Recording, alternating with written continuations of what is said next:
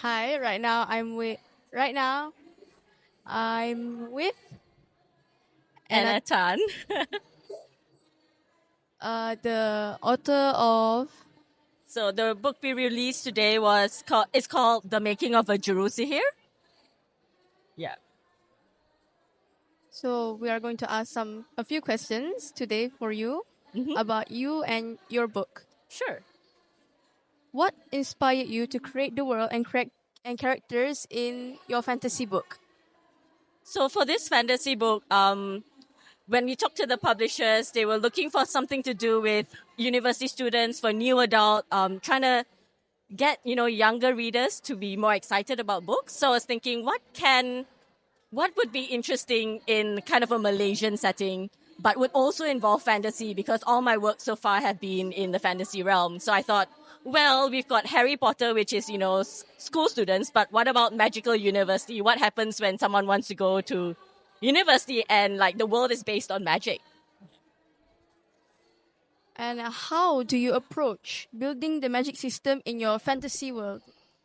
So for this one, I went very much with what if what if magic is real in the world? And if you have magic, then the way your science would develop is different. So I kind of replaced a lot of science things instead of, discovering electricity and discovering, steam powered stuff. Like, what if all this power was actually done through magic instead? So it's a different power system that replaces, the real world science.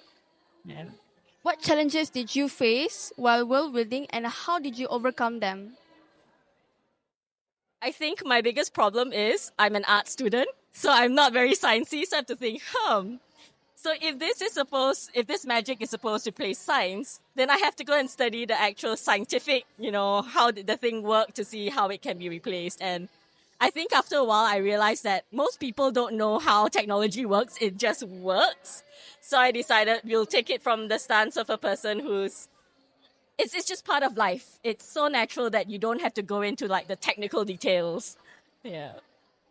How do you balance between creating an original fantasy world and incorporating familiar tropes? I think the thing about tropes is that we like tropes because they're familiar.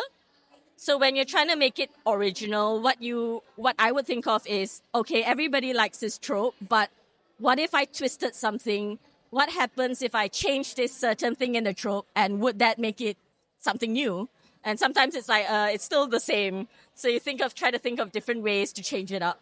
Yeah. Could you tell us more about your book, like the story, the synopsis, and how the Okay. storyline goes? So the making of a Jerusalem here is the story of Mira Abdullah, whose one goal in life is to be a Jerusalem.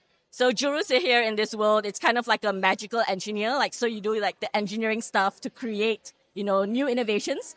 But a strong part of it has to have a magical element. Like you have to use spells and that kind of thing to make it work. Um, Unfortunately, in this world, which is kind of like a older Malaysian society, probably 1900s, where it's a bit more gender biased. So everyone's like, oh, only men can be engineers. If you're a woman, you need to study, maybe health or do beauty or some design kind of thing. And she's like, no, I want to be a jurist here. That's what I want to do in life. So, yeah, that's the whole story of how she pursues her goal when everyone else is like, no, this is not the career for you. Yeah. Okay, that is all with Anatan for today. Right. Thank you. Thank you. Thank you for being with us. Thank you for the invitation.